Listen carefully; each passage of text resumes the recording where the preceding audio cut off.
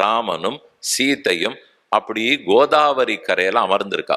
இந்த கோதாவரியில நீச்சல் போட்டி வச்சுக்கலாமான்னு சீதை கேட்டா. சரி சீதே, உனக்கு நீச்சல் நன்னா தெரியும்னா போட்டி வச்சுக்கலாம்னா 2 பேரும் கோதாவரியில் குதித்தனர். இக்கரையிலேருந்து 1 மைல் தாண்டி, அவ்வளவு அகலம் கோதாவரி, வேகமா ராமன் நீச்சல் போடுறார்.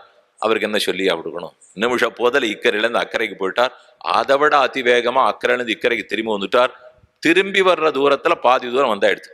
சரி, சீதை எங்கதான் இருப்பாள்னு திரும்பி பார்த்தால் இப்பதான் முதல் பக்கம் இப்படி போயிட்டு இருக்கா சீதை. நிதானமா நீச்சல் அடித்து கொண்டு போயிருந்தாள். ராமன் யோசித்தார். பத்னிக்கு தோற்பான் பரம ரசிகன்னு எழுதியிருக்கா. யார் ஒருத்தன் மனைவிக்கு தோற்கறதுக்கு பழகிருக்கானோ அவனுக்கு தான் ரசிக்க தெரியுதுன்னு அர்த்தம். வீட்டுக்குள்ள தோற்கறதுக்கு தெரியணும், வெளியில போனா ஜெயிக்கிறதுக்கு தெரியணும். நாம் அனைவரும் அநேகமாக மாற்றி பண்ணி கொண்டிருக்கிறோம். ஏன்னா நாம யாரு ராமன் இல்லையே. ராமனுக்குன்னா தான் வீட்டுல தோத்து வெளியில ஜெயிக்கிறதுக்கு தெரியும். மூச்சை இழுத்து பிடிச்சிட்டார். அப்படியே தரையோட போய் 1/4 மணி உட்கார்ந்துட்டார். இது தெரியாது சீதைக்கு. சீதை இங்கேருந்து அந்த பக்கம் போய் தொட்டுட்டு மேல் மூச்சு கீழ் மூச்சு வாங்க திரும்பி வந்து ஏறப்போற வரைக்கும் ராமனை காணோம். நாம தான் ஜெயித்து விட்டோன்னு சீதைக்கு திருப்தி. ஏறினாள். லக்ஷ்மண சுவாமி உடனே இடம் கொடுத்தார். சீத்தை போய் பாறாங்கல்ல உட்கார்ந்து கொண்டு லக்ஷ்மணனை பார்த்து, ஏது உங்க அண்ணா இன்னும் வரலையா? இல்ல காணோம், என்னமோ குதிச்சார், உன்னோட தான் குதிச்சார், அவர் வரல, நீ வந்துட்ட. ஏன் அவருக்கு சரியா நீச்சல் தெரியாதா வேணும்னு சீத்தை கேட்டா.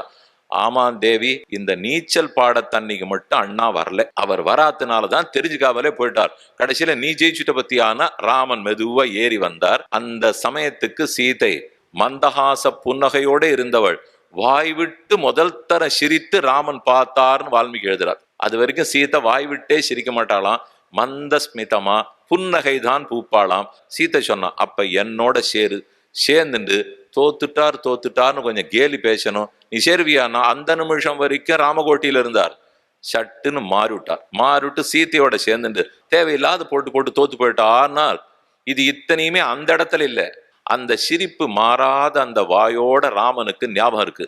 இப்ப சீத்தையே ராவணன் தூக்கி சென்று விட்டான். சீத்தை கூட இல்லை. அதே ஒவ்வொரு இடமா தேடின்னு வரைச்சு அந்த கோதாவரி நதிக்கரை அதே பாறாங்கல்லு கண்ணில் பட்டது. அப்ப ராமன் ஓன்னு அழுதுண்டு லக்ஷ்மணனை பார்த்து சொன்னார், இந்த பாறாங்கல்ல தானே லக்ஷ்மணா நீ நடுவரா உட்கார்ந்து இருந்தே, இங்கு தானே சீத்தை ஏறி வந்து அமர்ந்து நீ அவரோட சேர்ந்துட்டு என்ன வச என்ன கேலி நீ பண்ண.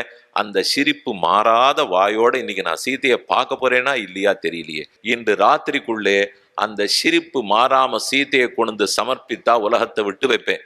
ஒருவேளை வரலைன்னால் என் வில்லின் நுலியால் உலகத்தையே தலகீழ புரட்டிடுவேன்னு கோபமா பேசினார் ராமன்.